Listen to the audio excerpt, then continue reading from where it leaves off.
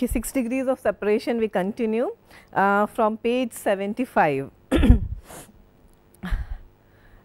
If you remember what we were talking about the last time, there is a confrontation between the children of these rich people and their parents. Okay. So, we have Doug, who is a child of Dr. Fine, and then we have Kitty and Larkin, Mr. and Mrs. and their children, and then we have Tess and Woody, Kittredges. Okay. And the commotion is all over about the identity of this so called Paul Poitier, so the guy who goes around claiming to be the son of Sidney Poitier. Now, if you remember where we stopped last time, page 75, the parents leave speechless, defeated. The kids look through their high school yearbooks, Tess spots a face. Got it? Okay, this is the point, you know, the departure of parents, and we also see that it's not just the parents are not just concerned about the identity of this Paul, who has been coming to their homes and identifying himself as the son of Sidney Poitier, but there is also a deep disconnect between the parents and their own children. Okay. So, through Paul Poitier, now we also get a glimpse into the lives of these very rich people who apparently have everything, okay, but there is still a sense of dissatisfaction, there is still a sense of alienation. Okay. And this is what Goya wants us to ponder over. All the kids, Tess, Trent, Conway, all the kids, Trent Conway appears. Tess, Trent Conway, look at those beady eyes staring out at me. Trent Conway, he is at MIT. Now, in reference to another very important, very prestigious institute, we have been talking about Harvard, we have been talking about other great institutes, and now MIT. The children of these very rich people who go to MIT, who go to Harvard, who go to Princeton, they talk about they wear their money very lightly on their sleeves, they take pride in these prestigious institutes, but what are they getting out of it? That is what Goya wants us to look at. Now, Trent Conway, look at those beady eyes staring out at me. Trent Conway, he is at MIT. To us, now Tess looks at us and says, so I went to MIT. He was there in his computer room and I just pressed him and pressed him and pressed him. I had a tape recorder strapped to me. Okay. Now, tape recorder, this reference to tape recorder tied on one's body, does it remind you of anything else? Yes, Abhay? Spying on someone, but any political incident, anything that you are familiar with? Yes. Yeah, Watergate. Watergate. Okay. So, what happened during the Watergate?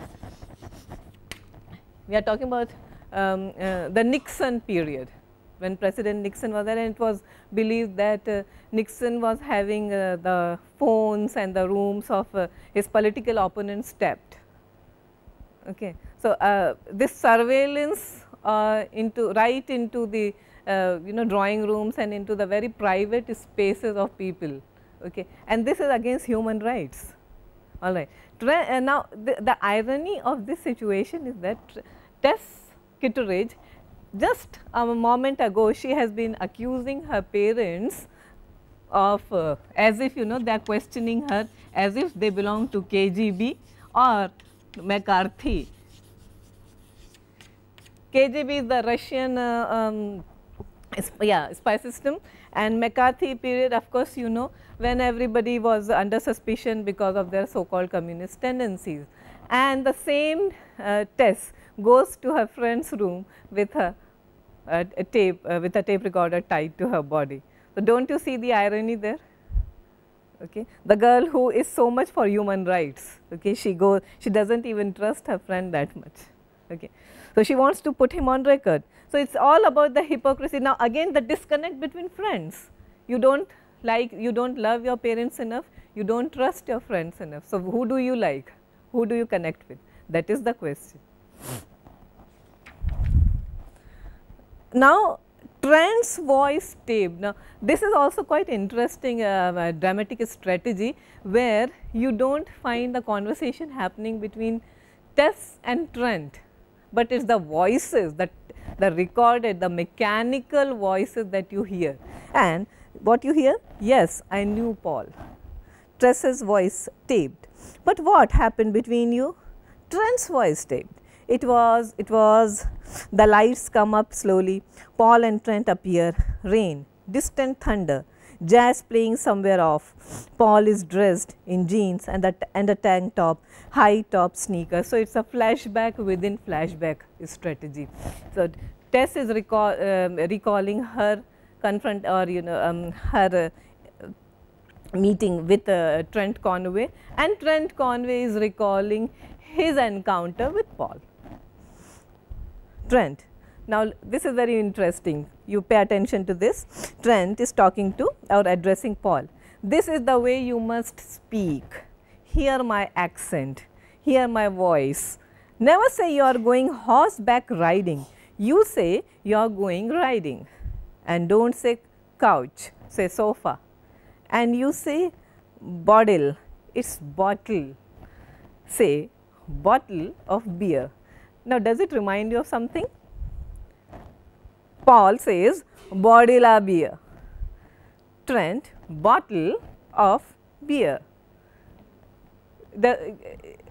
Some kind of echo, something else that you have done. Who did Shaw? Did you? Who did Shaw for us? Yes, do you remember? Pygmalion. Okay, yeah. What happens in Pygmalion? My Fair Lady, right, but My Fair Lady is a movie based on Pygmalion, a play by Shaw.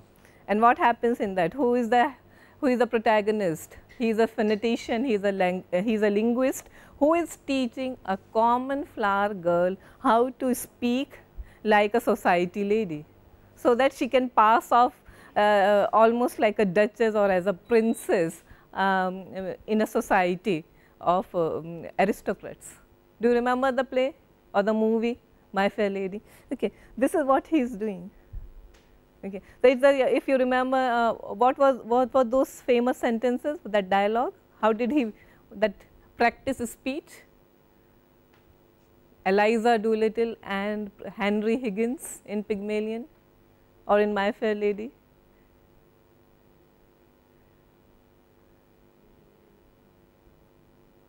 The rain in Spain, okay, falls mainly in the plain. How does she pronounce? The rain in Spain falls mainly in the plains. Remember the rain, and then he says, follow me, practice how the way I speak, follow my accent, follow my pattern of speech. What are we trying to do here? What is the basic idea of Pygmalion, which Goa is referencing? The social disconnect, okay, and there is, there is something called speech. There are certain ways, if you learn your way to work around those problems, those obstacles, perhaps there is some kind of opportunity waiting for you at the end of the tunnel. Okay. So, if you practice your speech, if you speak well, if you dress well, if you have the right kind of knowledge where you can which you can feel confident to discuss among the very elitist kind of people, then there are chances that you will be accepted as their own among those people. That is what Henry Higgins does in Pygmalion or My Fair Lady. That is what Trent Conway is doing here to Paul. Okay. So, speech. So, do not you feel when he meets the Kittredges, he speaks beautifully, he has lots of information, he is full of knowledge, and that is what charms them. Bottle of beer. Bottle of beer. Paul sits on the sofa, he pulls out a thick address book from under him. What is this? My address book. All these names, addresses, tell me about these people. Now, he is having this kind of a address book or yellow pages, and he wants access to all these people. Trent sits beside him. I want you to come to bed with me. Tell me about these people, man. I just want to look at you. Paul is hypnotized by the address book. Are these all rich people? No, hand to mouth on a higher plateau. Now, the rich are rich like Geoffrey. Okay, they don't even carry money with them, right? He doesn't have $200 on his person to pay for the dinner, right? Okay, but he has $2 million stashed away somewhere. Those are the real rich. The real rich don't carry about $100, $200. The middle class rich are like the Kittredges who depend on people like Geoffrey. So, even among the very rich, there is kind of a hierarchy. Okay. So, hand to mouth rich people, okay, rich, but you know, not the real rich. I think it must be very hard to be with rich people. You have to have money, you have to give them presents. Okay, that is what Paul thinks of the very rich people. Not at all. Rich people do something nice for you, you give them a pot of jam. Now, pot of jam comes to, so remember when he sends a bouquet of flowers and a pot of jam, you know, thank you for a wonderful evening to Louisa. That is what pots of jam are for. Orange, grapefruit, these are all varieties of jam. Strawberry, but fancy. They have entire stores filled with fancy pots of jam wrapped in cloth, English or French. Okay. So, not just ordinary jam which are available to all mediocre or middle class people, but exotic varieties of jam, and that is what you should be sending them. I will tell you what I will do. I pick a name, you tell me about them, where they live, secrets, and for each name you get a piece of clothing. All right. Kittredge, Talbot and Woodrow, those are actually the names of Tess and Woody, Talbot and Woodrow. Talbot, called Tess, was anorexic and was in a hospital for a while. So, this is Tess's background. She was anorexic. Paul takes off a shoe and kicks it to Trent. Their parents, Louisa and Flan for Flanders, Kittredge, Rhode Island, I believe, Newport, but not along the ocean, the street behind the ocean. He is an art dealer. They have a Kandinsky. So, you remember when he first barges in their house, he talks about a Kandinsky. Okay, I know that you have your children talk about double-sided Kandinsky. So, this is the, so it was not Tess and it was not Woody who actually spoke to Paul about their parents. Who was it? Trent Conway. Okay. Kandinsky, a double-sided Kandinsky. Paul kicks off his other shoe, Trent catches it joyously. I feel like Sherzadeh. What is the reference to Sherzadeh here? Arabian Nights, okay, you know, so 1001, yeah, Arabian Nights.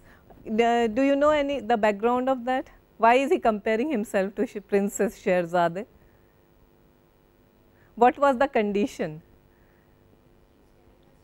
You keep telling me a story and I will allow you to live for another day. Okay. So, your one day of life in exchange for one story. So, Sherzadeh has no other choice but to keep her husband happy by telling him a new story every night. So, that's the genesis of 1001 Arabian Night stories. Okay. I feel like Sherzadeh, for everything I get rewarded, for every story I get rewarded.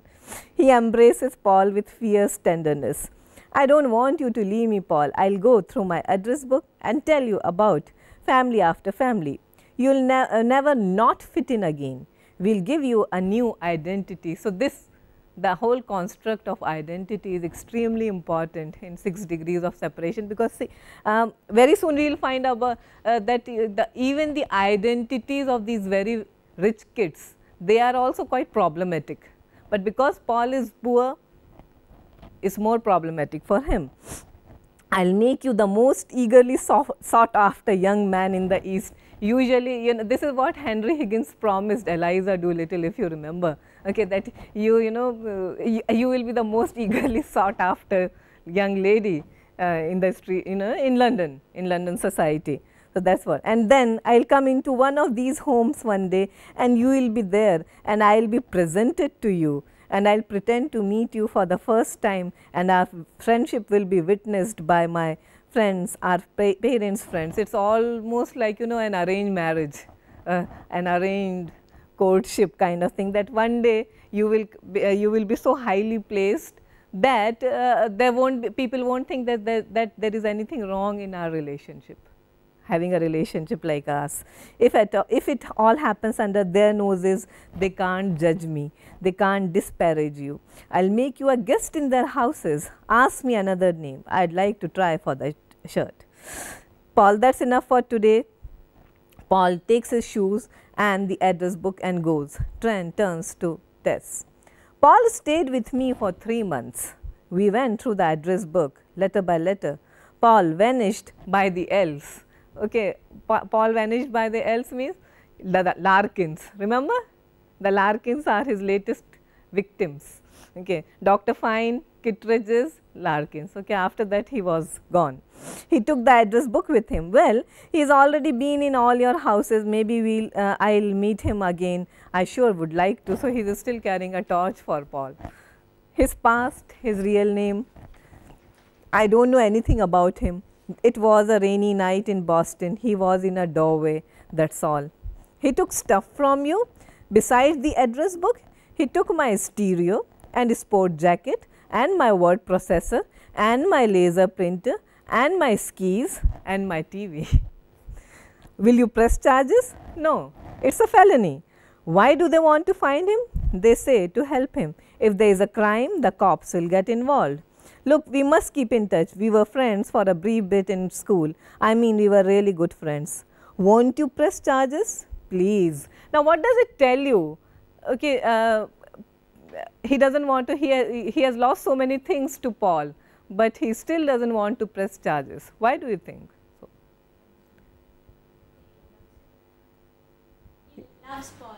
He loves Paul. He has fallen for Paul's charisma in a big way. Okay, so there is no way that he is going to press charges. Okay, that is the appeal of Paul. That's the kind of influence he has on everybody, including the people in whose houses he barges in. So they go. Uiza P.S. Tess played me the tapes. Tess's voice taped. Won't you press charges? Trent's voice taped. Please, Uiza to us. Now, these are the most famous lines from 6 Degrees of Separation. Can you believe it? Paul learned all that in 3 months. 3 months. Who would have thought it? Trent Conway, the Henry Higgins of our time. Okay, the Trent Conway is as efficient, as proficient a linguist as Henry Higgins. He can change identities, he can change personalities, he can train a black kid from the streets in such a way, just in 3 months, that he can pass off as the son of Sidney Poitier.